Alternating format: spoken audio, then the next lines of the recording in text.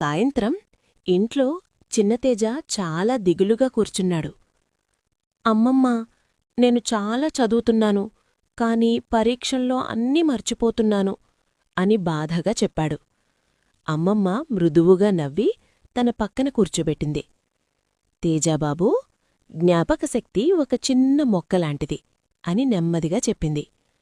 ప్రతిరోజూ నీళ్లు పోస్తే అది బలంగా పెరుగుతుంది. తేజ ఆశ్చర్యంగా చూశాడు. నీళ్లంటే ఏమిటమ్మమ్మా? అమ్మమ్మ నవ్వింది. ప్రతిరోజూ చదవడం నీళ్లులాంటిది. పునర్విమర్శ చేయడం సూర్యకాంతిలాంటిది. మంచి ఆహారం, మంచి నిద్ర మట్టిలాంటివి. ఆత్మవిశ్వాసం గాలిలాంటిది. ఆమె మళ్ళీ చెప్పింది. భయంతో చదవద్దు, ఆసక్తితో చదువు. నువ్వు నేర్చుకున్నది ఇంకొకరికి చెప్పు, అప్పుడది ఎప్పటికీ మర్చిపోదు. ఆ రోజునుండి తేజ అమ్మమ్మ మాటలు పాటించాడు. ప్రతిరోజూ కొంచెం చదివాడు. నిద్రపోయే ముందు పునర్విమర్శ చేశాడు. తనపై నమ్మకం పెట్టుకున్నాడు. తర్వాతి పరీక్షల్లో తేజ ఆనందంగా నవ్వాడు.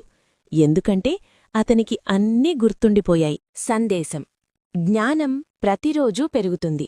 మంచి అలవాట్లతో జ్ఞాపకశక్తి బలపడుతుంది. ఈరోజు చిన్న క్రమశిక్షణ రేపు పెద్ద విజయాన్ని ఇస్తుంది.